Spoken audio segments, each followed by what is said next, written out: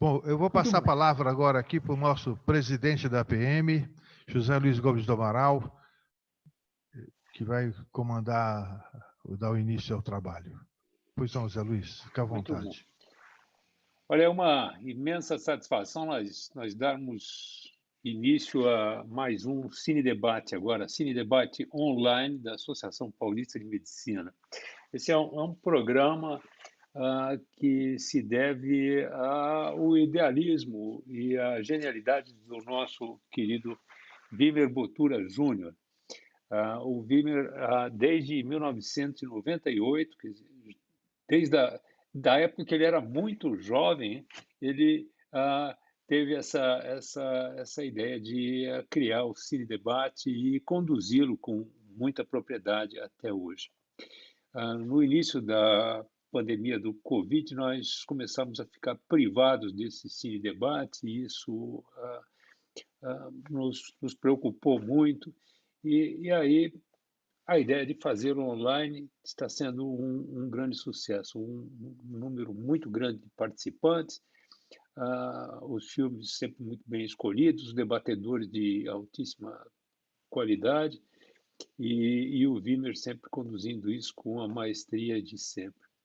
Eu desejo a vocês um excelente debate, mais este Cine Debate Online da Associação Paulista de Medicina. Wimmer, com você a batuta, por favor. Obrigado, José Luiz. Obrigado a toda a equipe da PM que trabalha na retaguarda, fazendo esse projeto acontecer. E obrigado aos meus debatedores que abrilhantam sempre o nosso trabalho aqui, né? Hoje nós vamos debater um filme que é um marco do cinema. Eu não vou nem falar muita coisa, deixar para os nossos debatedores falarem, porque tem muito que ser falado dele. E vou, então, passar a palavra primeiro para o nosso debatedor já veterano, aliás, ambos os debatedores aqui são requisitadíssimos, né? Então, vou passar a palavra para o professor Bernardo Isler, que é professor de metodologia científica, foi professor de história. Eu até quando recebi dois pacientes que me disseram que foram alunos um na FAAP e outro em uma outra escola, eu acho que no FEA. Deu aula na Fundação Getúlio Vargas, na FAAP, na Casper Libero, na FEA, Faculdade de Economia da USP, e tem uma publicação sobre a questão de audiovisual muito importante. Então, passo a palavra para o professor Bernardo, e fique à vontade, Bernardo. Muito obrigado. Eu, inicialmente, quero agradecer a lembrança do meu nome, mais uma vez presente com vocês. Muito obrigado pela gentileza desta lembrança. Eu vou fazer 3 abordagens sobre o filme. Vou começar com algumas fofocas sobre o filme. Depois, eu vou me debruçar sobre um contexto de época em que os fatos narrados no filme aconteceram. E, finalmente, uma terceira parte, eu vou tentar estabelecer alguma analogia ou um simbolismo nos 3 personagens principais, né? no Rick, na Ingrid e no Laszlo. Bem, vamos às fofocas. Quando Humphrey Bogart foi convidado para fazer esse filme, ele estava casado com uma senhora chamada Mayo Method. E ela era muito ciumenta. E ela logo brigou com o nosso ator, não é? Com Bogart, e disse que ele ia ter um caso com a companheira de filme dele. Então, os estúdios, na época, preocupados com essa possibilidade, fizeram um seguro de $100 mil para quando ele estivesse no estúdio, se acontecesse alguma coisa, então Humphrey Bogart receberia esse seguro. Um outro fato interessante é que o ator que deveria trabalhar no papel principal seria o Ronald Reagan. O Ronald Reagan, se o Ezequiel parece que tem uma piadinha dele, não é? O Ronald Reagan era o nome indicado, mas ele, na época, não podia, e lembrou-se, então, o nome do Humphrey Bogart. Mas o Humphrey Bogart tinha uma personalidade muito ligada aos papéis anteriores dele. Ele sempre, na maioria das vezes, ele trabalhou ou como gangster ou como policial. Então, ele tinha uma cara de gangster. E, nesse sentido, o Hal Wallis, que era o diretor do filme, não queria saber do Bogart, mas terminaram aceitando. A outra atriz que deveria trabalhar no filme seria talvez a Anne Sheridan. Mas aí o David Selznick e o Jack Warner fizeram uma espécie de barganha, uma troca, né? E a Olivia de Havilland, ela foi emprestada para o Selznick e a Warner ganhou a Ingrid Bergman. E aí ela pôde trabalhar nesse filme. O Hal Wallis também, ele insistiu em fazer esse filme porque ele tinha comprado os originais, né? Ele tinha comprado os originais e era um outro nome, chamava-se Todos Vêm para o Rick. O Wallis, ele que mudou o nome para Casablanca, dos originais. Ainda mais algumas fofocas, porque existem muitas, né? O estúdio, inicialmente, pensou-se em filmar, fazer a locação do filme na própria cidade de Casablanca, mas perceberam que isso era impossível, inclusive não havia dinheiro, então o filme foi produzido inteiramente em estúdio. É por isso que quem assistir o filme vai perceber que 2/3 das cenas são interiores. São interiores feitas em Hollywood. Não é? Agora, alguns truques foram usados na época.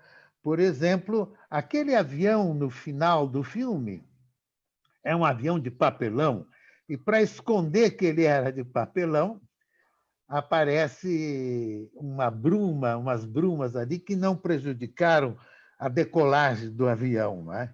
E também as pessoas, isso é coisa do Hal Wallis, que ele sempre se preocupava com isso. O Wallis, ele contratou alguns anões para andarem por dentro do aeroporto, para filmarem de longe, para parecer que era gente grande que estava andando ou que havia distância. Enfim, histórias como essa, né? Fofocas, digamos assim, existem muitas. E eu agora, então, apenas para lembrar que o nosso caríssimo Humphrey Bogart, ele, logo em seguida do filme, ele se divorciou e casou-se com a Lauren Bacall, que foi o terceiro casamento dele. E ele faleceu em 1957. Agora, eu pediria ao Gabriel que colocasse um mapa, porque eu gostaria de falar do contexto da época da Segunda Guerra Mundial. É possível, Gabriel, colocar o mapa? Vamos ver. Aí está. Aí, pelo mapa, vocês podem ver que o Marrocos ocupa essa porção atlântica da África, não é? E está muito próximo de Gibraltar, que era um enclave, uma possessão inglesa. E ao lado vocês têm Espanha e vocês têm Portugal. Portugal era governado por Salazar e a Espanha por Franco. E tanto Franco, principalmente Franco, né, como Oliveira Salazar, eram amigos de Hitler. Mas o Franco queria vantagens de Hitler, mas como se o Hitler desse para um, teria que dar para todos, a Espanha ficou neutra. Não é? E Casablanca, nessa época, era um local para onde fluíam os refugiados da Europa, porque de Casablanca era fácil pegar um avião e ir até Lisboa, e de Lisboa para os Estados Unidos, porque a travessia do Oceano Atlântico, aí nesse local, é um dos menores. Bom, muito obrigado. Eu vou continuar, então, falando de outros participantes dessa época. Né? Como vocês sabem, o Hitler, ele, como criador do Terceiro Reich na Alemanha, não é? Ele invade a França e consegue um armistício. Então, a França ficou dividida em duas partes. A parte norte da França ficou com os alemães e a parte sul, com a capital Vichy, ficou com o antigo o Marechal Pétain. Né? De qualquer maneira, a França se divide. Uma parte ocupada pela Alemanha e, inclusive, Paris. Não é? E a parte sul da França fica com o Pétain em Vichy. Nessa época, a França estava realmente dividida. Né? Estava dividida num sentido real e virtual. Né? Portugal estava com Oliveira Salazar, mas Oliveira Salazar ele fica, digamos assim, um pouco afastado do conflito, mas ele tinha muita amizade e muita admiração por Hitler. Né? Já Franco, como eu já comentei, com a Espanha, queria muita vantagem e Hitler evitou de dar. A Itália estava com Mussolini, o Gibraltar pertencia à Inglaterra, né? E a Noruega, de onde vai a nossa atriz Ingrid Bergman, de onde ela vem, né? A Alemanha tinha invadido a Noruega porque ela pretendia, da Noruega, invadir a Inglaterra.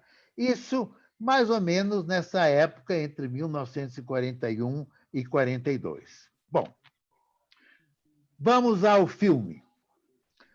Nós temos algumas analogias e alguns simbolismos.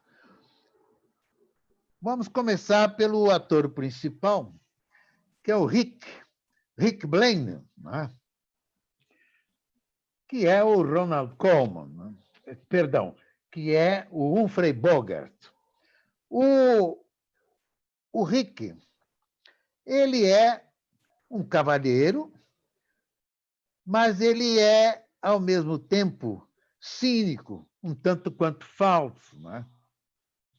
Então, no começo, ele não pretende interferir na guerra e nas pessoas que estavam lá, que frequentavam o seu bar, que existia nazistas, existiam franceses de Vichy, existiam franceses que eram oficiais do Império Colonial Francês, existiam refugiados, existia muita gente. E ele procura tomar o café, dirigir o café à moda dele. Entretanto, ele há um momento em que ele muda de posição. E quando é que ele muda de posição? Ele muda de posição quando aquele oficial nazista manda o chefe de polícia, que era o francês, fechar o café. Nesse momento, o Rick Blaine resolve mudar a sua posição. Essa analogia pode ser feita com o papel dos Estados Unidos na Segunda Guerra Mundial. Os Estados Unidos só entraram na guerra depois que foram atacados pelos japoneses em Pearl Harbor, em 1941. A população americana não queria e fez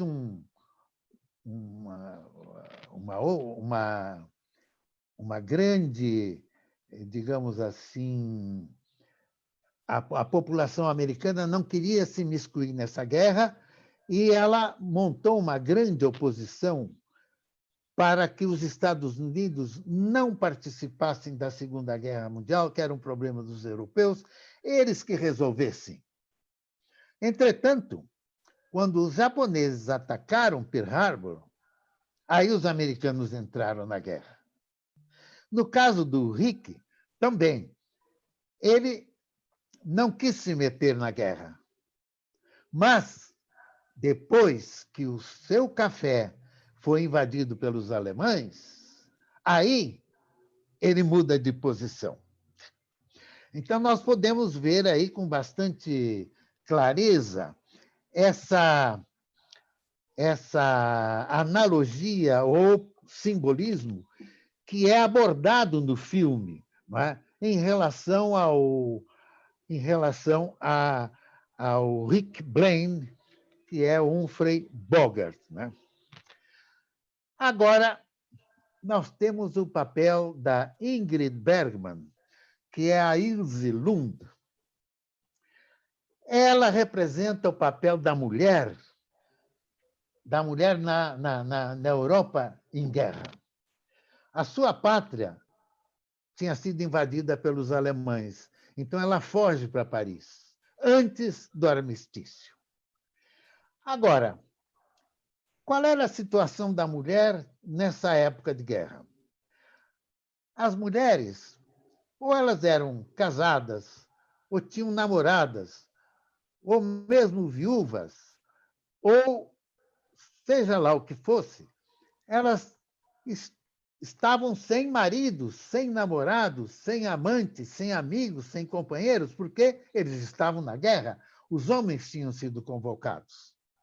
Os homens estavam nas fileiras do exército.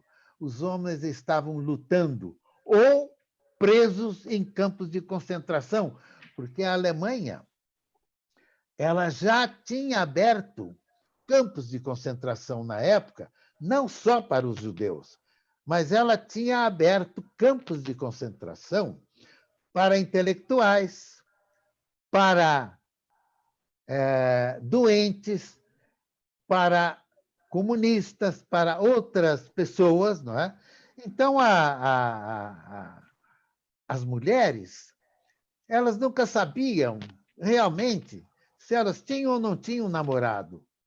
Então, o papel que a Ilse Lund, ou Ingrid Bergman, desempenha, quando ela é a esposa do Victor Laszlo, ou quando ela é a amante do Humphrey Bogart, né, ela está dividida e ela representa muito bem o papel da mulher na Europa nessa época. E, finalmente, quanto ao Victor Laszlo, que é o Paul Handreit, que faz o papel, né? Ele é um cidadão da Tchecoslováquia e ele representa aquelas pessoas que eram os intelectuais, principalmente tchecos, né? Que foram abandonados pelos países europeus e deixaram Hitler solto, deixaram Hitler ocupar e fazer a Europa do jeito que ele quis, com anexações, com tudo aquilo, com ocupações, com tudo aquilo. Pois bem, o Laszlo representa o intelectual nessa época que combate o nazismo, que escreve nos jornais, que é jornalista, que faz panfletos, mas é perseguido.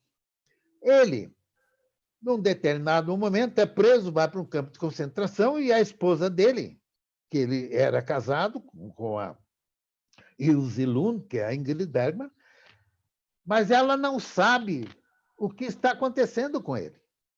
Ela não sabe se ele está vivo, se ele está morto, né? Então ela passa a ter um caso com aquele norte-americano, né, que está em Paris e marca o encontro para voltar com ele, para saírem, para virem para a América. E ela não vai ao encontro, porque nesse meio tempo ela descobre que o marido dela estava ferido, solto, e ela precisava ajudá-lo.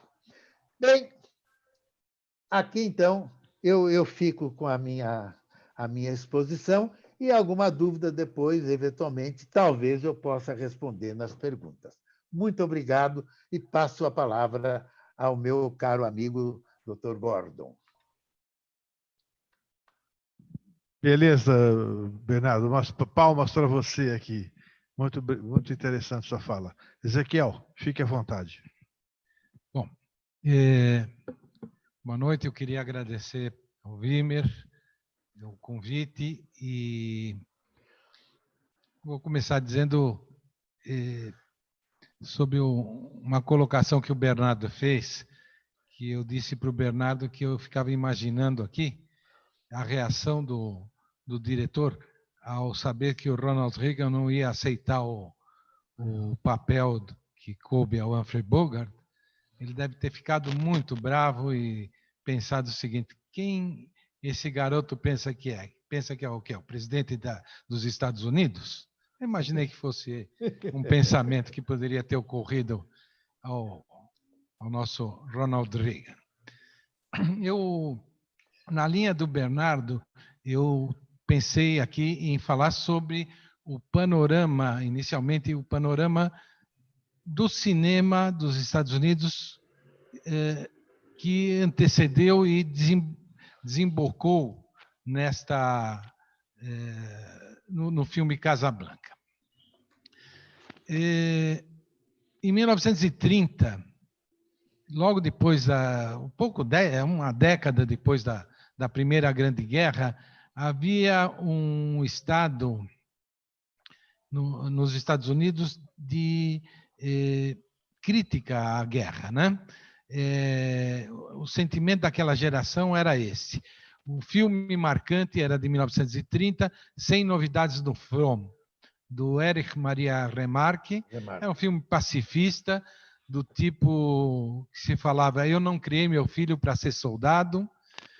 E a Primeira Grande Guerra foi considerada um mal promovido por políticos desonestos, comerciantes de armas, corruptos e fanáticos de mente tacanha. Já em meados da década, quando a ascensão do nazismo se deu, essa coisa começou a mudar, mormente pelo viés antissemita, porque os grandes diretores de Hollywood, os chefes de estúdio, tinham um estilo muito mais próximo de admirar o fascismo do que qualquer outro tipo de proposta. Mas eles eram quase todos judeus. E o espírito assim antissemita do nazismo fez com que Hollywood mudasse. Então, por exemplo, havia filmes antes em Hollywood que A Vida de Émile Zola, onde nem se falava que o Dreyfus, a quem Émile Zola defendia, era judeu, para um outro filme, por exemplo, do Hitchcock, Confissões de um Espião Nazista, uma clara guinada de 180 graus, né? No final da década, havia uma disputa nos Estados Unidos entre isolacionistas e os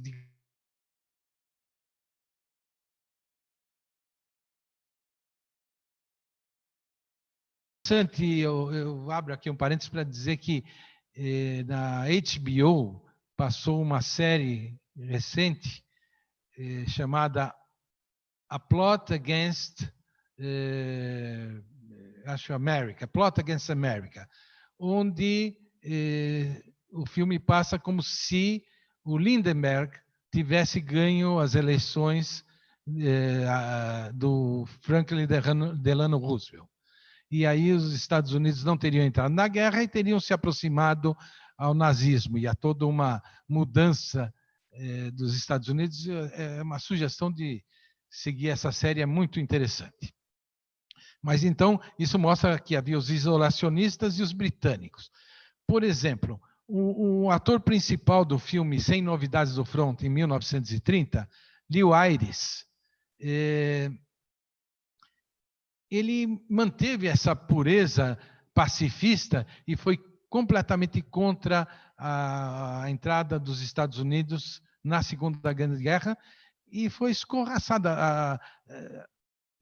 O posto dele, ele perdeu como grande ator, né? Mesmo tendo ido lutar na guerra, como na área médica, isso não adiantou. Ele teve problemas na sua carreira em relação a isso.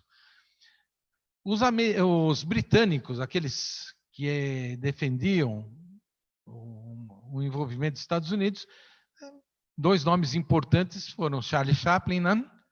Com o filme O Grande Ditador, vocês devem conhecer a cena que ele faz o Adenoide Hickel. Eu nem sei a quem que ele estava, esse nome, quem que seria Adenoide Hickel, mas parecia tanto com Hitler.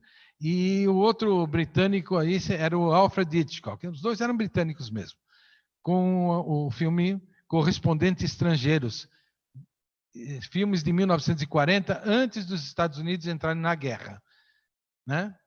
Então, aí começa a haver uma forçada de barra para que o cinema se torne um cinema de propaganda de guerra. Em 1941 surge o Cine Noir. Esse nome Cine Noir foi dado a posteriori pelos franceses. Mas o que é o Cine Noir? É um estilo, um ciclo, um movimento, gênero, aparência? O fato é que esse Cine Noir, a fonte dele são as águas do expressionismo alemão e através dos refugiados do nazismo que tornaram sombrios os convencionais filmes hollywoodianos, criando complexos efeitos psicológicos, explorando temas controversos, importando até atores chaves como Peter Lorre, ator do M, o Vampiro de Düsseldorf. E eu estou fazendo essa citação de Peter Lorre, que foi um fantástico nesse filme do Vampiro de Düsseldorf, de Fritz Lang, filme alemão de 31, porque o Peter Lorre é um dos atores de Casablanca. Ele faz aquele que fica preso, me foge agora nesse instante. Hã? O Gart. Peter Lorre. Esse Cine Noir tem data de nascimento, 1941, com o filme O Falcão.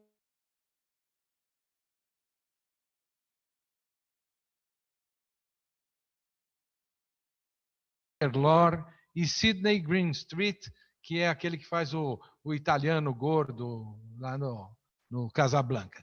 Grande parte, então, desses... o Ferrari. Grande parte dos atores de Casablanca vem desse filme do Cine Noir. E a data de término do Cine Noir é 1958, com o filme A Marca da Maldade, de Orson Welles.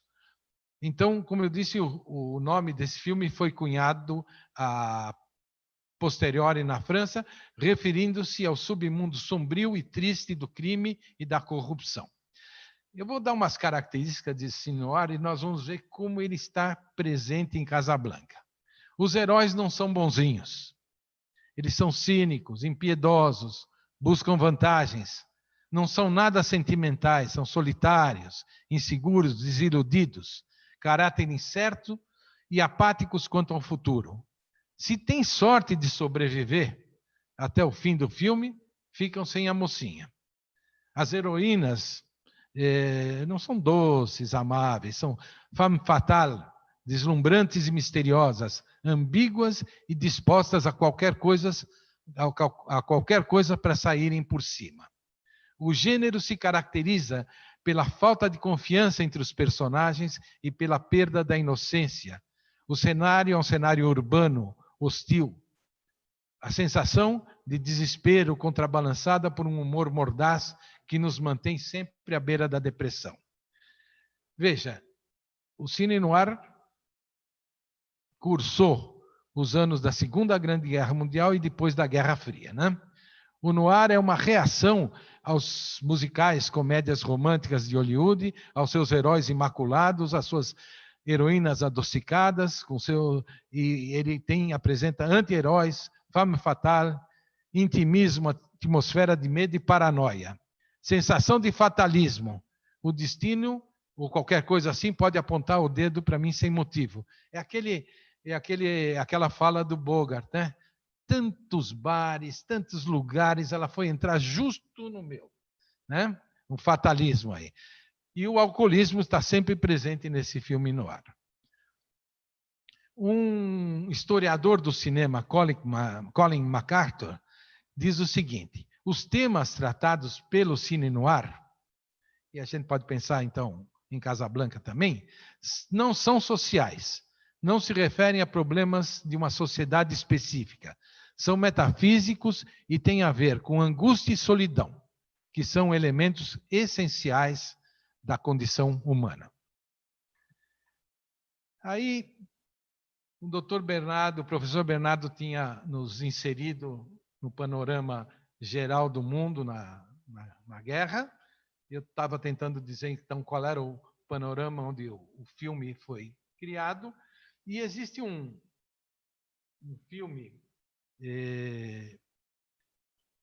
de 2018 que está na Netflix, altamente recomendável, chamado Filmando Casablanca.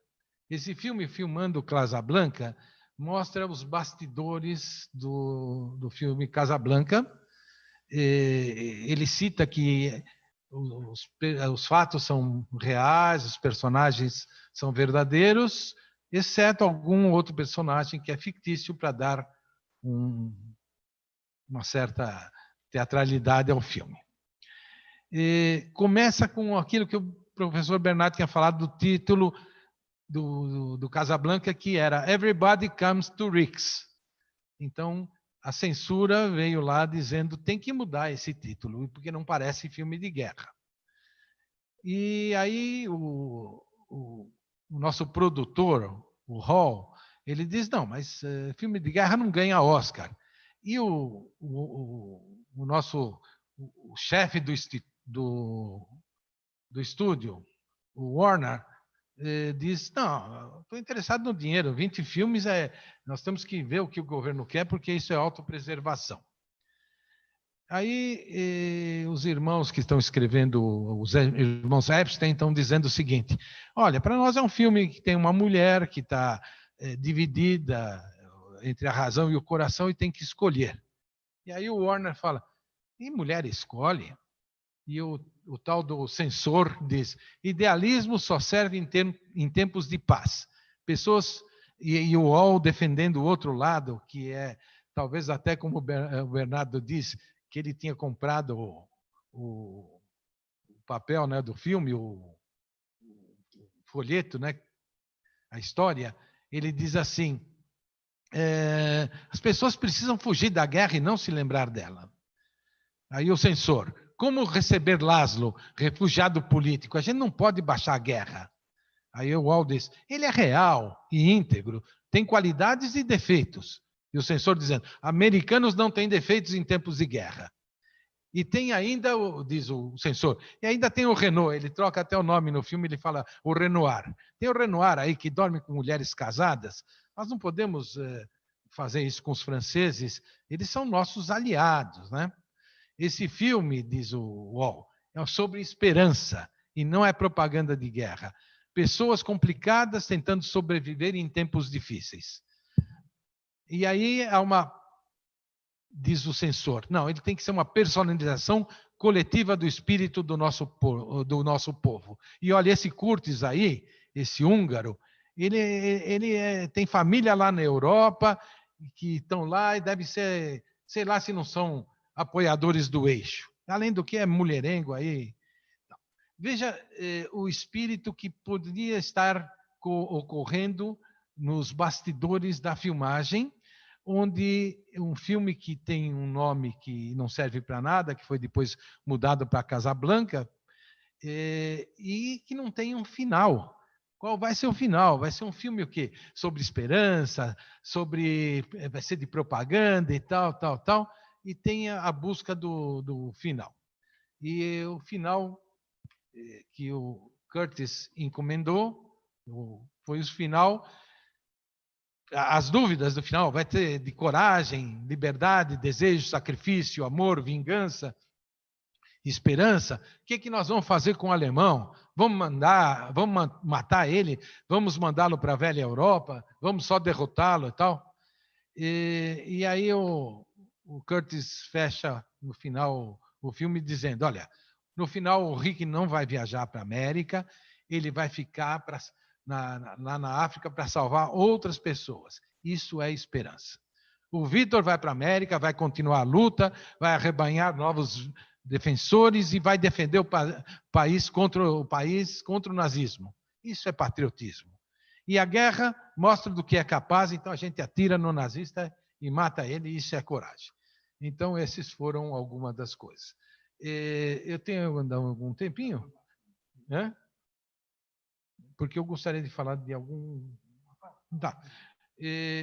Eu gostei muito do Bernardo falando das fofocas, e tem algumas fofocas aqui também que eu anotei, mas eu vou passar a palavra para o Wimmer. Na medida de que forem surgindo algumas questões, a gente entra com fofoca também, tá bem? Eu vou devolver aqui a palavra ao Wimmer. Obrigado, Ezequiel, parabéns pela fala. Bom, eu quero aqui relatar que nós estamos aqui com 150 inscritos aqui, e no YouTube, participantes, nós tivemos 300 inscritos, e no YouTube um outro tanto de pessoas que eu não tenho como saber agora, mas bastante gente participando. Temos gente até do México participando aqui, o Léo, deixa eu ver aqui, do México, que... Chico e Léa, desde o México falando com a gente, nós temos também gente da Austrália, estamos indo longe, que bom, hein? Que bacana. Deixa eu falar um pouco sobre a minha visão do filme, então, bom, é o seguinte, eu vou fazer, eu propus o debate na minha concepção entre razão, responsabilidade e paixão. Esse conflito entre as pessoas, principalmente na Ilse e no Rick, né? Em conflito constante. O Rick é uma pessoa cuja história nós não conhecemos, mas ele é um amargurado, é uma pessoa desiludida. Contam aí que ele vendeu armas para defender a Etiópia contra a invasão italiana, e foi defender a luta da Espanha contra a ditadura da Espanha, etc. Mas quando alguém cita isso, que ele tenta trazê-lo como um herói, uma pessoa que se dedica à sociedade, etc., ele fala, mas eu ganhei dinheiro com isso. Parece que ele demonstra que ele não quer ser querido, ele não quer ser uma pessoa boa. Ele curte uma amargura e é paradoxal isso, porque ao mesmo tempo que ele é o dono de um bar e de um cassino onde o jogo fica claro que o jogo ganha quem ele quer, né? Aliás, acredito que em todos os cassinos seja isso, né? Por isso que a gente não se incomoda tanto com essa contravenção, porque a gente sabe que vai lá e que vai ser enganado fatalmente, né? Muito bem. E ele é paradoxal, um contraventor, e ao mesmo tempo ele é capaz de fazer um homem ganhar para evitar que a mulher dele se entregue a um outro, né? Então, assim, ele tem um lado que entende com uma certa moralidade sexual, digamos assim, né?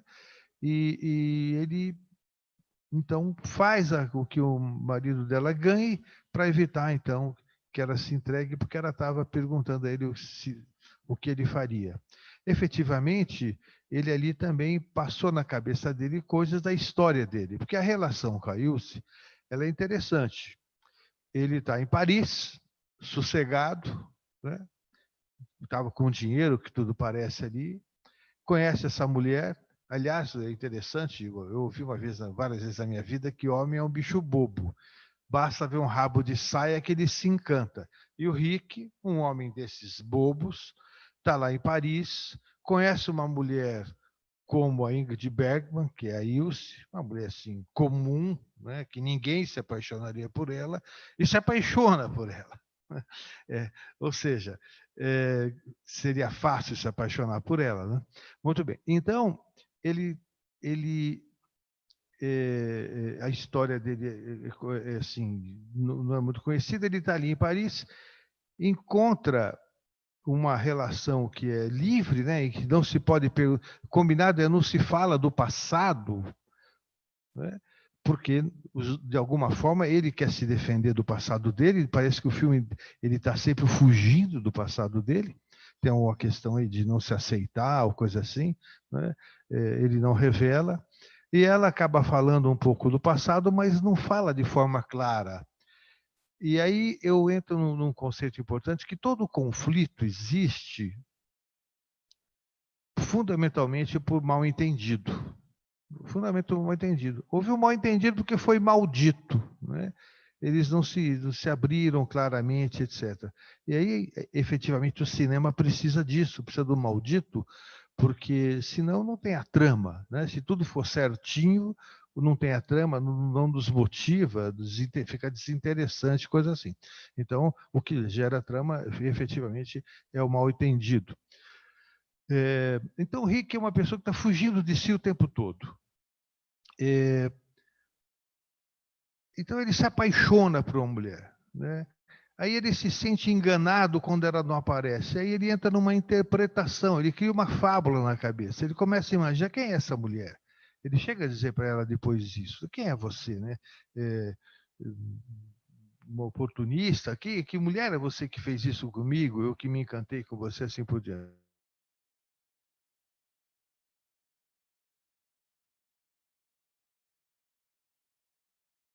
Conversando com ela, ele tem uma certa atitude hostil, agride, e ela diz a ele: olha, agora eu conheço um outro Rick, e esse você não é o que eu quero, né? Tem um momento de conflito em que ela se decepciona com ele.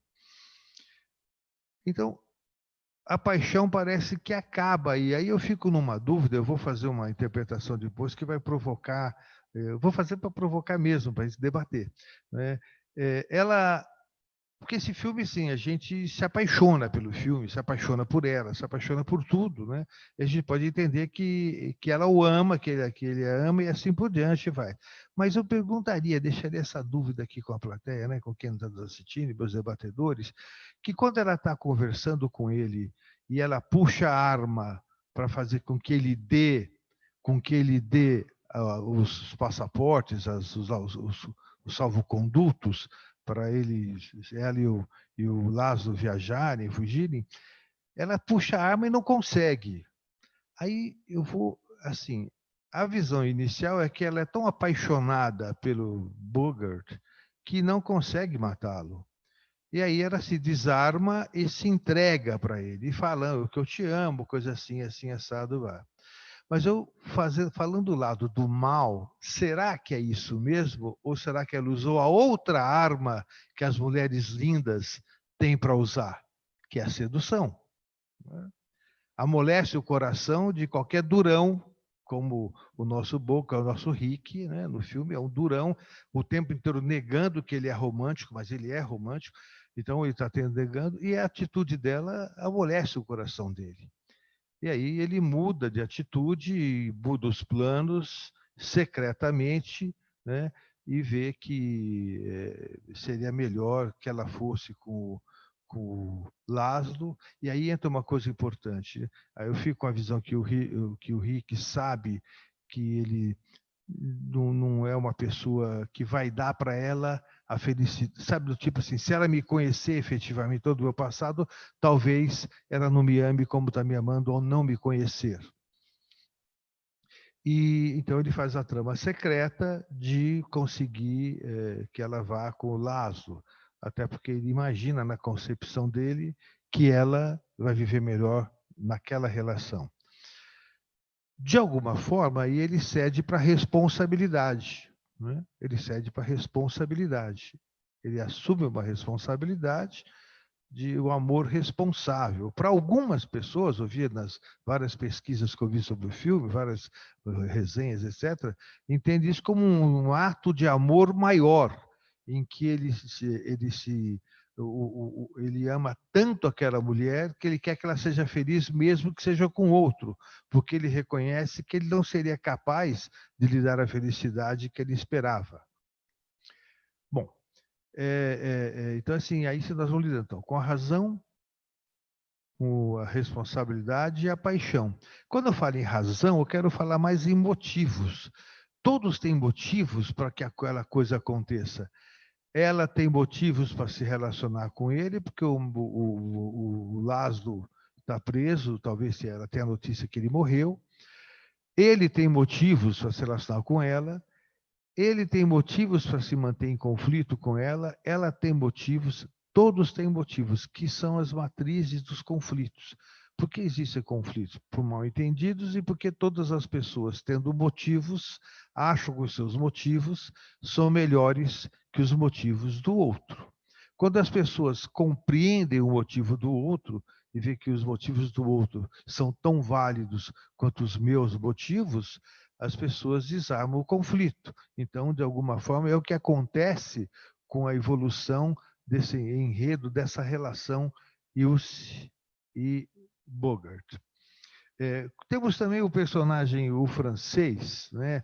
O capitão. Eu vejo muita crítica que ele é corrupto, etc. É verdade, ele é uma pessoa que sabe que ganha roubado no jogo e que abusa da situação toda, mas ele é um indivíduo que está vivendo no fio da navalha. Aliás, em Casablanca, todos estavam vivendo no fio da navalha.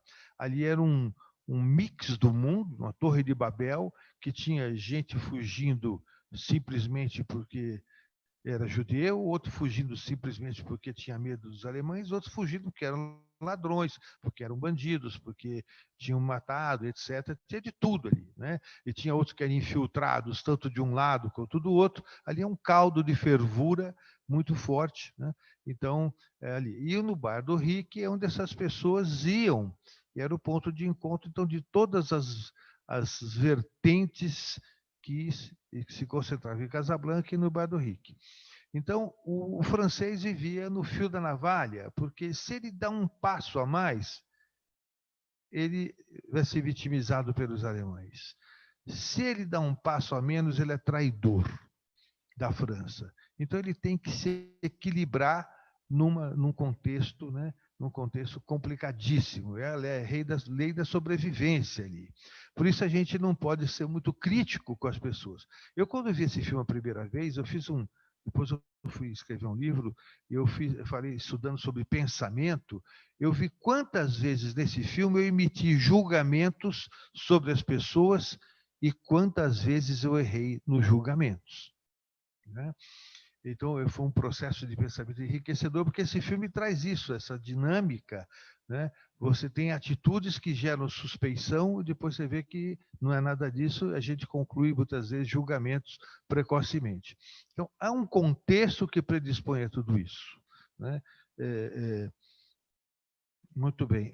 Eu vi várias sinopses, perdão, desse filme, e eu vi algumas sinopses que me deixaram incomodados com a forma que eles falavam. Por exemplo, Rick é um expatriado americano e que se relaciona com a sua amante, que reencontra a sua amante. Eu não tenho, sem desvalorizar a questão de ser amante, né, sem diminuir isso, mas o fato é que ela não foi amante dele. Ela foi uma relação clara num contexto. Depois é que a situação se esclareceu, mudou de figura, né? Mas há a palavra amante aqui entra com uma coisa crítica, me parece, né? Isso. Muito bem. E para encerrar aqui, eu quero dizer o seguinte, né? Que o Blame, o nome dele é Rick Blame. Está certo que o blame dele tem um i no meio ali, né? Mas blame em inglês é culpa, né? Até o nome do cara dá para a gente entender que ele é um indivíduo que carrega muito sentimento de culpa, né? Ele é um homem amargurado, com um passado pouco conhecido, desiludido, é um contraventor, né? Parece que não quer que gostem dele, né?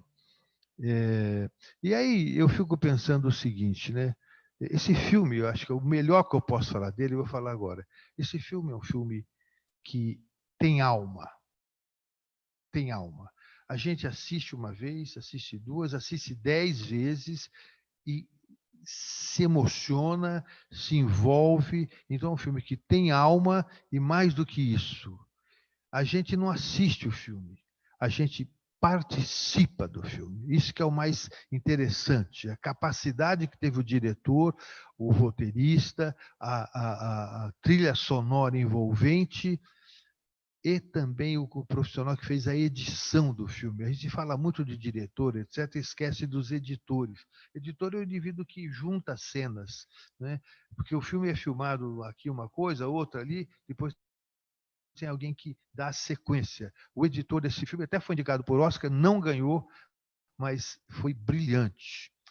Muito bem. O que eu tinha que dizer é isso. Vou agora abrir para as perguntas, os comentários dos nossos debatedores da plateia. Ok? Vamos lá, pessoal. Está aberto.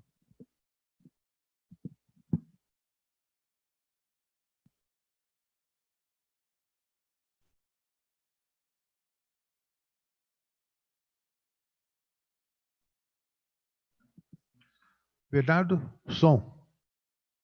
Tá. Bom, eu tenho aqui vários comentários, então tem que ver várias pessoas aqui, ex-alunos do Bernardo. Bernardo, você dê aula colégio aplicação, você tem uma história de alunos aqui muito interessante, hein? Vários alunos seus aqui, inclusive eu que fui seu aluno, né? Fui seu orientado, né? Mas aqui. Bernardo, como você analisa? Bernardo, você também tem as perguntas aí?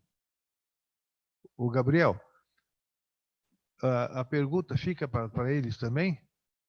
Então, Bernardo, tem aqui uma pergunta. Como o senhor analisa a divisão da França que o senhor notou na sua exposição? Dá para você ver isso aí e responder? Sim, claro, claro. Então, vamos lá. Olha, primeiro é preciso entender o seguinte: a França, militarmente, ainda vivia a Primeira Guerra Mundial. E o exército alemão era um exército moderno, novo, com novas táticas, com tanques, com infantaria, a Blitzkrieg. E a França montou uma linha, uma espécie de trincheira subterrânea ao longo da fronteira com a Bélgica e a Holanda e a Alemanha, esperando que os alemães nunca pudessem invadi-la. Mas os alemães usaram planadores, os alemães, enfim, conseguiram atravessar tranquilamente, sem perdas, a linha Maginot e atacaram os franceses praticamente pelas costas. Foi quando a França, dirigida pelo Marechal Pétain, pediu armistício. Aí os alemães, naquele momento, não estavam tão interessados na França, a preocupação deles maior era com a Inglaterra, então eles resolveram dividir a França. Os alemães ficaram com a parte do norte e com Paris, e entraram em Paris e dominaram Paris, etc. E Hitler vai a Paris e obrigou os franceses a assinarem esse armistício no mesmo vagão que os alemães tinham assinado a rendição na Primeira Grande Guerra Mundial.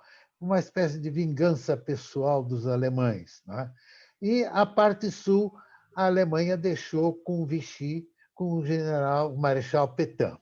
Então, a história na França é uma história realmente dúbia na Segunda Guerra Mundial. Inclusive, se você for a Paris hoje, entrar numa livraria, procurar livros, você vai encontrar muitos livros da Primeira Guerra Mundial e pouca coisa da Segunda Guerra.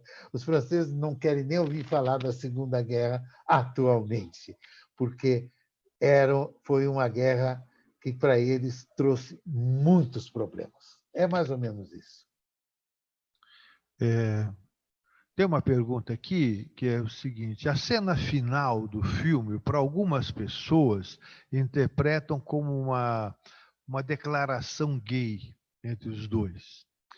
É uma interpretação, né? Eu não interpretei assim, não sei se vocês interpretaram, mas é uma interpretação. E essa questão do Cine Debate, nós vemos o mesmo filme e cada pessoa tem uma percepção diferente. E vale a percepção de cada um mesmo que seja diferente, porque é assim que nós lidamos com a realidade. Essa é uma das razões que eu criei o Cine Debate, para que nós pudéssemos, vendo a mesma história, cada um interpreta com o seu conteúdo. Mas eu não vi assim. Você vê assim? Eu trouxe uma interpretação de um filósofo aqui a respeito dessa cena final. Poderia falar isso? Fale. Esse filósofo ele usa o livro de Stendhal. Stendhal é um escritor francês do final do século XVIII, começo do século XIX, e ele fala sobre a teorização. Ele divide o amor em várias categorias, amor físico. Ele fala mas basicamente ele fala do amor-paixão. E o amor-paixão é um fenômeno da imaginação. A gente se apaixona pelo previamente dotado de perfeição, né? Amamos o nosso desejo e não o objeto desejado. Os melhores momentos do amor são os iniciais, as incertezas, as inquietações da corte. Lá no Casanova parece que se diz que o ponto máximo do prazer, da paixão, é subir a escada para encontrar o amante. Esse é o ponto mais alto. Se der ok, se der certo isso, aí cai-se no marasmo da felicidade e o melhor fica para trás. Para Rick, vale mais esse segundo Paris que ele tem em Casablanca do que tudo que acontecer, o que possa acontecer adiante. E o autocontrole o faz já marcado pelo primeiro Paris, faz com que ele renuncie a ficar com a Ilsa, implicando na escolha pela qualidade e não pela quantidade. Ele deixa ao outro o melhor e não cai na tentação da comodidade da vida amorosa. O Paris interrompido manteve intacta a paixão. Na conversa com Laszlo, inflama a sua autoestima com desprendimento e comenta o encontro que teve com Ilsa na noite anterior.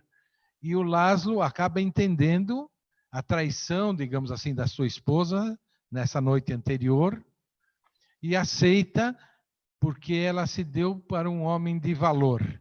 E até o Renaud, que é considerado cínico e tudo mais, entende a alta qualidade moral dessa atmosfera e manda prender, então, os suspeitos de sempre, deixando o Rick solto e fazendo uma parceria com ele. E eu acho que eu vi no comentário também que não é só o Laszlo que fica herói, que o Renault também joga fora a garrafa de água de Vichy, né? Ele também fala que Vichy vai para o inferno, né? Então ele também se posiciona, né?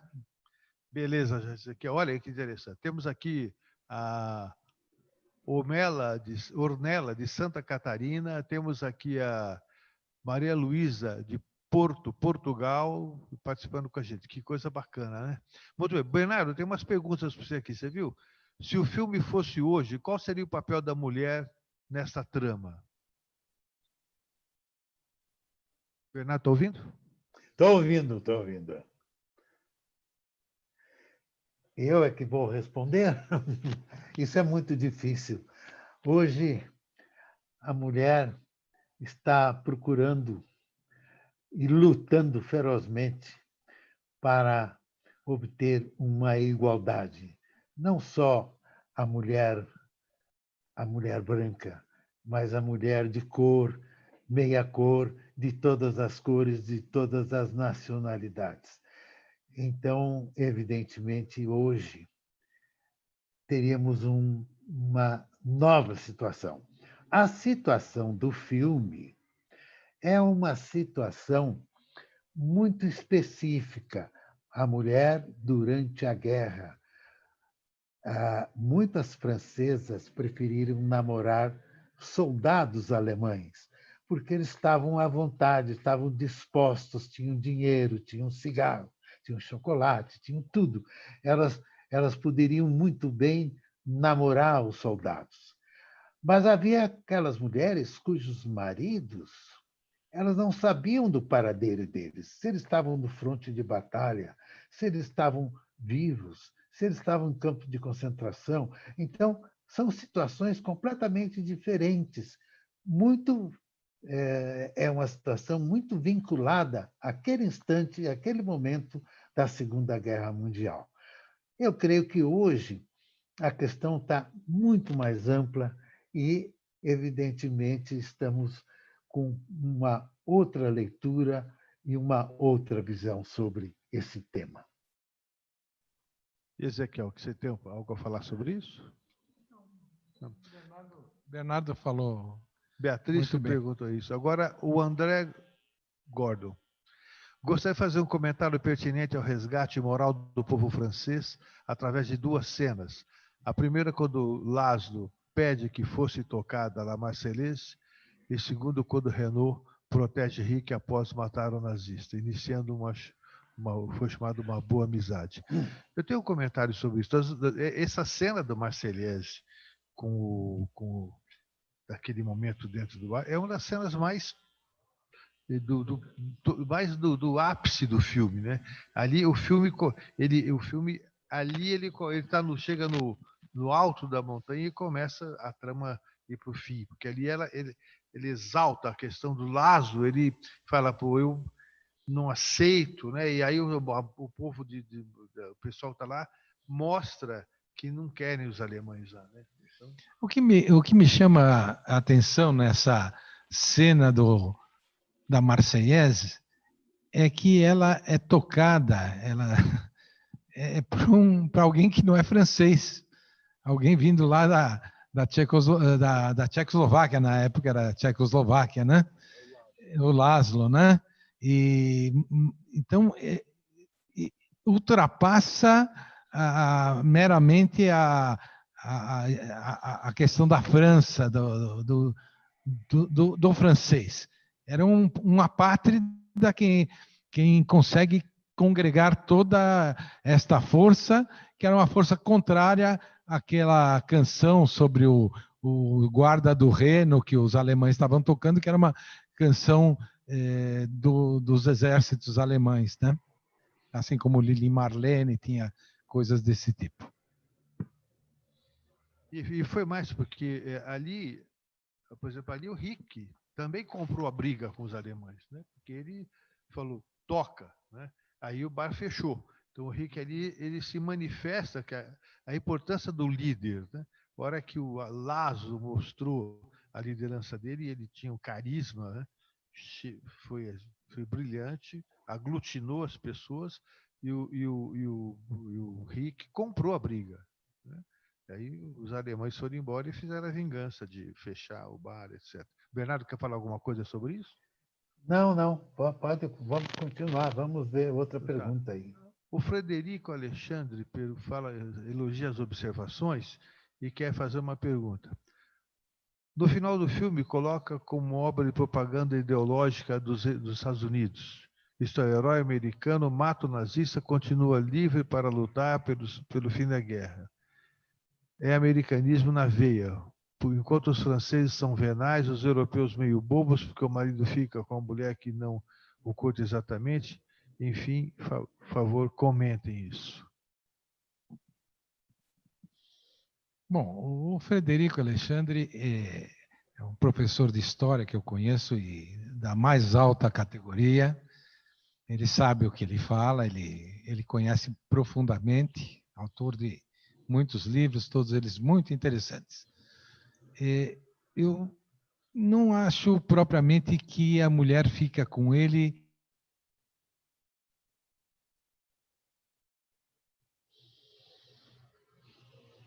paixão, o Rick, mas ela tem vê o Laszlo como um sujeito magnífico, como um líder, um libertador. Ela tem é uma admiração profunda, além do que, segundo alguns trechos lá do filme, em algumas situações que ele poderia ter escapado, ele ficou por causa dela, da dificuldade dela de sair de alguns lugares. Então, ela tinha uma certa dívida também com ele, né? Então, não senti como ele representando o europeu bobo, mas quanto a questão dos americanos, do americanismo, assim, sim, isso parece tranquilo. É verdade. Inclusive, pouco depois que houve o Pearl Harbor, talvez o Bernardo complete melhor que eu isso, mas os americanos começaram uma campanha de fazer filmes que dessem valor americano e diminuíssem os nazistas. Então, teve uma série de filmes e esse foi um dos fatores que fez com que esse filme fosse rodado. Bernardo, é isso aí, Bernardo? Esse filme foi lançado, na época do lançamento, houve uma coincidência, porque os norte-americanos invadiram o norte da África. E essa invasão ela partiu do Brasil. Lembram que Getúlio Vargas encontrou-se com o presidente Roosevelt no Rio Grande do Norte, e onde hoje temos a base aérea de Parnamirim. Os americanos, o Getúlio cedeu para os americanos esse trecho, porque a distância do Nordeste, do Rio Grande do Norte, até a África é a mais curta que existe. Então, os americanos usaram para fazer esse trajeto, fizeram uma base em Natal e dali invadiram a África e, inclusive, eles depois avançaram e foram em direção até o Canal de Suez, né? Então, a questão do Brasil, o Brasil está ligado a esse fato nesse momento, não é? Agora, você tinha perguntado mais alguma coisa, Vimer? Eu quero acrescentar uma coisa aqui sobre a questão do amor dela pelo Laszlo. A questão é a seguinte: ela fala uma hora, você sabe o que é uma menina jovem, vinda de Oslo, sem experiência? Oslo seria o interior naquela época, né? Noruega. Vindo de Oslo, sem experiência, que conhece um professor que lhe ensina as coisas da vida, etc, etc. Ele devia ser bem mais velho que ela, o Laszlo, né? E Então ele é ela o um admira. intelectual, né? Como? Ele era um intelectual, né? Então, ela se encanta pela cabeça dele. Exato. E ela olha para cima para vê-lo. Se bem que parece que o ator não era tão alto e tinha que pôr uma bancadinha de 30 centímetros para ele ficar mais alto que ela. Porque ela era alta, a Ingrid Bergman era alta. Ela é alta, né? Ela tem 1,73 m, parece. Mas então é o seguinte, eu vi aqui. Mas é o seguinte, ela olhava para cima para ele, eu admirava. E para o Bogart, ela olhava para baixo. Eu queria fazer um comentário já na questão das fofocas.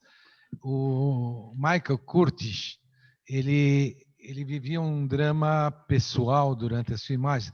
Ele chegou aos Estados Unidos em 1924.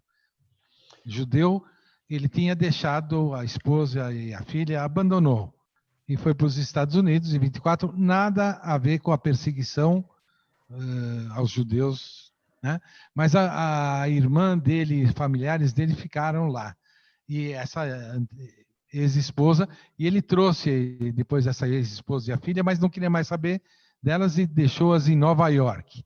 E a família dele foi exterminada. A irmã não, mas a família foi exterminada em Auschwitz. E ele tinha uma raiva e ele caiu na alma do ator que é alemão, o Konrad Veidt, que faz o nazista. Então ele dizia: canta, né? Canta, você é nazista cantando música nazista. E isso aparece nesse filme que eu falei, filmando Casablanca. Konrad Veidt, que é o Major Strasser, ele de fato nasceu em 1893 em Berlim. Ele fez filmes importantes no cinema mudo, como O Gabinete do Dr. Caligari. E um outro filme, que é O Homem que Ri, onde ele fazia um artista circense desfigurado, era uma obra do Victor Hugo, que foi o protótipo da criação do Coringa. O protótipo da criação do Coringa, da personagem do Batman lá. Ele era pioneiro, ele fez um personagem homossexual em 1919 e o primeiro filme sonoro da Alemanha em 1929. O homem era pioneiro e ele saiu da Alemanha por férrea oposição ao nazismo em 1933, tendo ido para a Inglaterra. O outro, o Paul Enright, que é austríaco, também saiu da Áustria quando a Áustria se nazificou, digamos, antes um pouquinho do Anschluss, ele se nazificou e foi para a Inglaterra e quase foi mandado de volta para a Áustria ou preso por ser estrangeiro lá durante a guerra. Ele só não teve um desses destinos porque o Konrad Veidt o salvou. Ele já estava na Inglaterra há muito tempo. Ele que salvou o nosso Erhard, que é o Laszlo, dessa situação. E ele teve que ouvir do cara: você acha que todo alemão é nazista? Né? E foi muito interessante esse aspecto, né, das fofocas dos bastidores lá do filme. Você vai falar da música que a Daisy comentou? Quanto à música, a Daisy está dizendo aí que a música é muito linda. É muito interessante que todo mundo fala da Play Again, né? Play It Again, Sam. Essa frase nunca existiu no filme. Play It Again, Sam. Né? A Ilse, ela fala num determinado momento para o Sam: Play It Once, Sam, né? E o Bogart, né, o Rick nunca falou nada. E eu pensei comigo, eu assisti um filme de um trabalho não é diretor o Woody Allen, mas foi um trabalho do Woody Allen, um filme chamado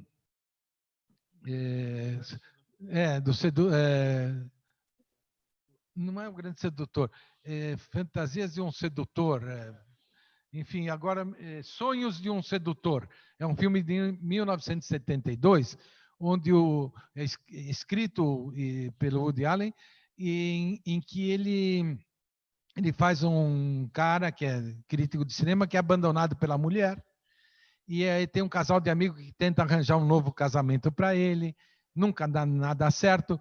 Ele então cria um amigo imaginário, que é o Humphrey Bogart, porque ele adorava, o Woody Allen adorava a Casablanca, e ele tem o Humphrey Bogart, o amigo imaginário, que dá conselhos e tudo mais para ele, nada dá certo. No fim, ele acaba se apaixonando pela mulher do amigo, que corresponde, e aí ele se faz um novo triângulo, como no Casablanca, e ele faz o mesmo discurso.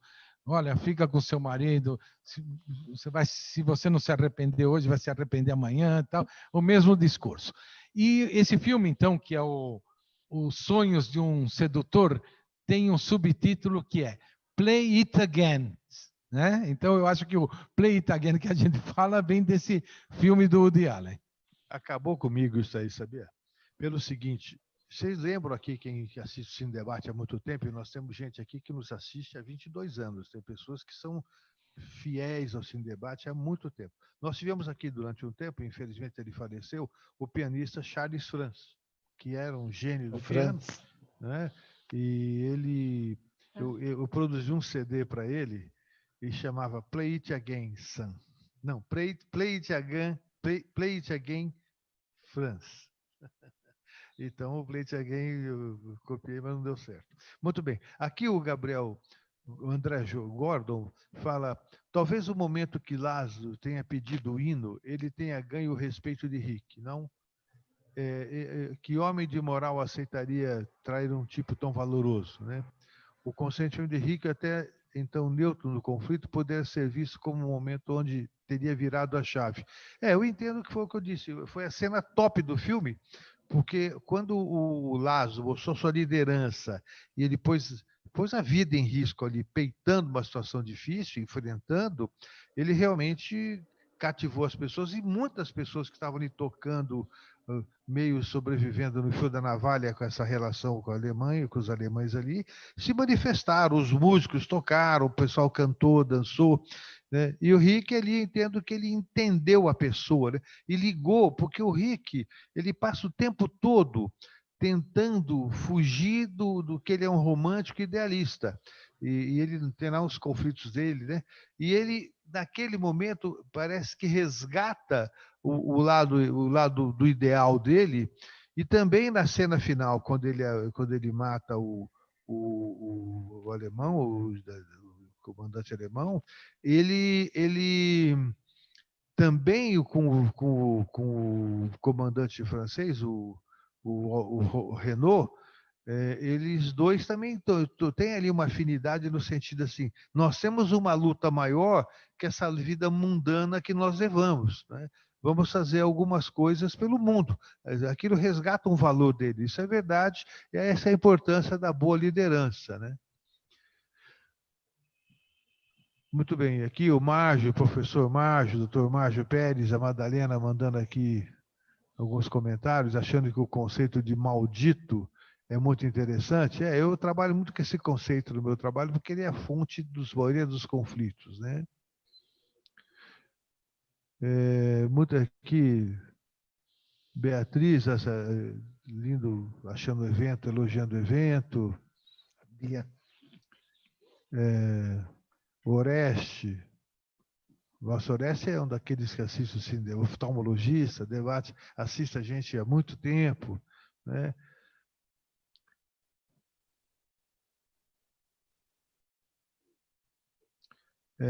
Celso, eu não enxergo, Grise, elogia a questão da relação entre responsabilidade, razão e paixão, que nós fizemos, que bom, né? Rose Claire elogia nossas interpretações aqui.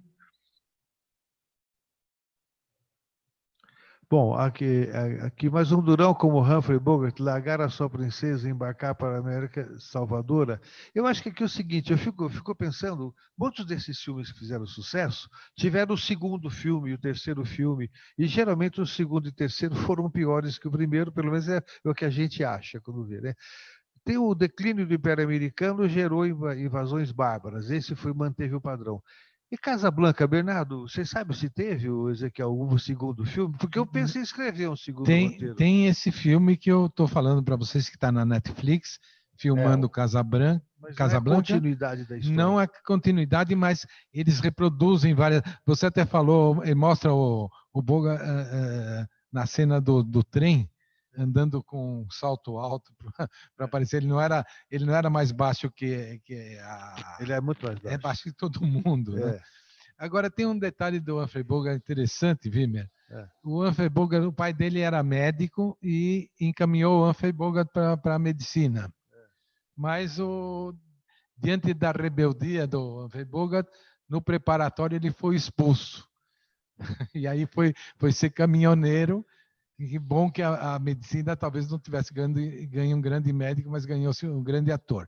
E na Primeira Grande Guerra Mundial, ele foi ferido, sofreu com um estilhaço de madeira que rasgou a boca dele, que ficou com uma cicatriz. Eu estava olhando para ver, talvez do lado esquerdo tenha quem comenta isso diz que ele tinha um pequeno problema na boca.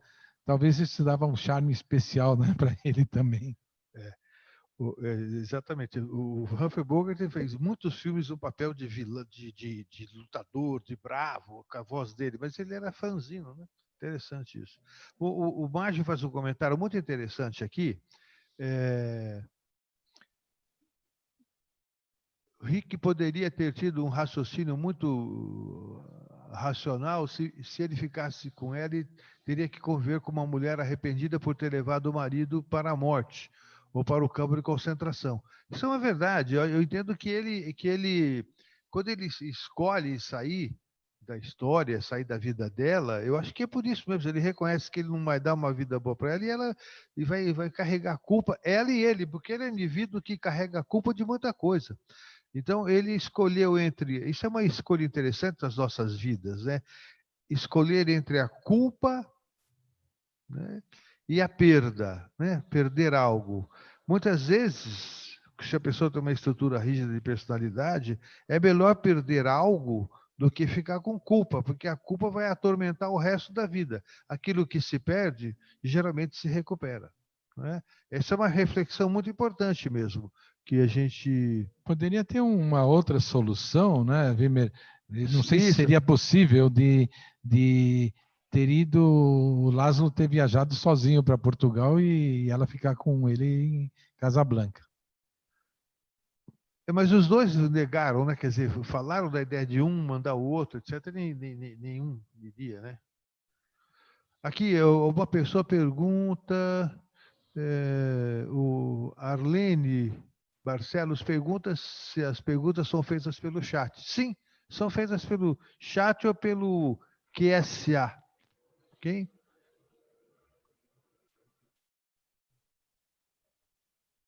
Olha, aqui a Gisele Negri sugere que a gente debata Invasões Bárbaras como o próximo filme. Está na lista para debater, mas o próximo vai ser Cidadão Kane. A gente resolveu pegar os mais clássicos e depois nós vamos abrindo para outros filmes. Invasões Bárbaras seguramente é um do que está na nossa lista aqui, que é um dos filmes muito interessantes. Bom, tem muito aqui vocês. O filme não seria americanófilo? Né? Sim. Bernardo, o que você acha? Olha, eu acho que se compararmos esse filme com outros que são americanófilos, principalmente os filmes que vieram durante a época da guerra e posteriormente, eu acho que esse, se ele é americanófilo, ele é sutilmente americanófilo. Muito pouco, porque os filmes de bajulação americana, de hollywoodianos, vão aparecer em grande quantidade, principalmente depois desse filme. Então, eu acho que ele não pesou muito nesse sentido, devido à época dele. Bom, Pessoal, eu descuidei do horário aqui, são 9:03. Temos alguns minutinhos para encerrar. Eu tenho aqui umas perguntas muito interessantes. Aqui, a Lene Barcelos dizendo que a Lisa não decide nada sobre a vida, é os outros que decidem por ela. É verdade, ela ocupa o papel da mulher naquele contexto. Naquela época, a mulher era secundária, né? Ficava abaixo. Infelizmente mudou. Hoje a mulher lidera como homem, etc. Mas é isso mesmo. E outra coisa, pergunta Tostines, de Laed. A música Astame Global impulsionou o filme ou o filme impulsionou a música? O que vocês acham? Eu acho que é Tostines mesmo. Laed é uma querida Isabel colega de turma. Fantástica, Laed, obrigado que você está assistindo. Eu tenho aqui uma ideia, o seguinte: existe um conceito grego de tempo que não é o cronos, que é o tempo quantitativo. Tem um conceito de tempo que é o kairos, que é o conceito do tempo qualitativo, o momento certo. E todas as coisas que aconteceram nesse filme, porque essa música é de 1931, né, essa do filme, gravada e tal. Todos, o filme, a música, os atores, todas as situações, deu tudo tão certo, porque o filme a história era uma história medíocre, não tinha nada.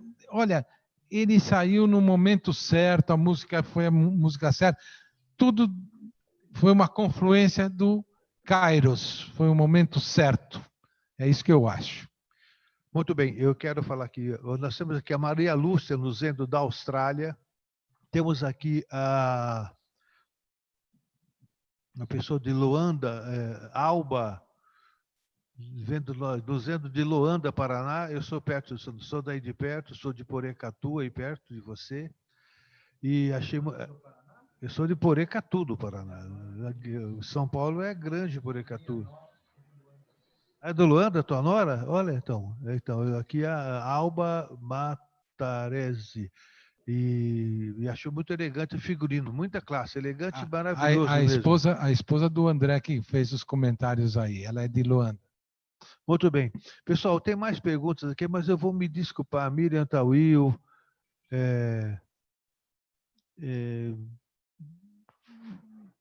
Evelyn. Pessoal, tem muita pergunta. Eu me desculpo com vocês que passou o tempo.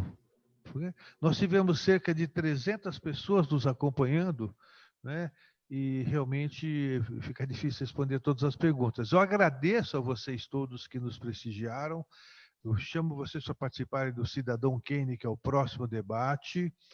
E depois nós vamos colocar alguns filmes. Como agora as pessoas podem ver o filme antes, a gente vai poder escolher filmes que têm mais de 1h30 de duração, mais de 2 horas, que as pessoas veem em suas casas. Então nós vamos ampliar o nosso leque de filmes, vai ser muito interessante. Quando era presencial, tinha que pôr filmes menores, então. Orlando.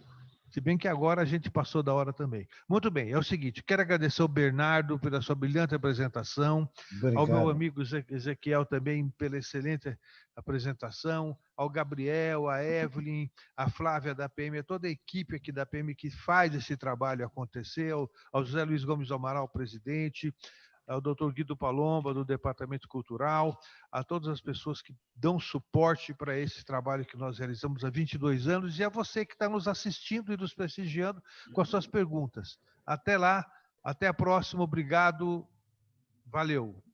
Muito obrigado. Obrigado, Valeu. Boa noite. Bernardão, valeu. Diga. Valeu, beleza. Obrigado. Bom capitão, valeu. Bom capitão. E o vinho, Vimer? Esse vinho que nós vamos ter que ver, hein? Estamos esperando, viu? Eu e a Gisele. Estamos esperando esse vinho aí. Tá bom. Muito bem, muito bem.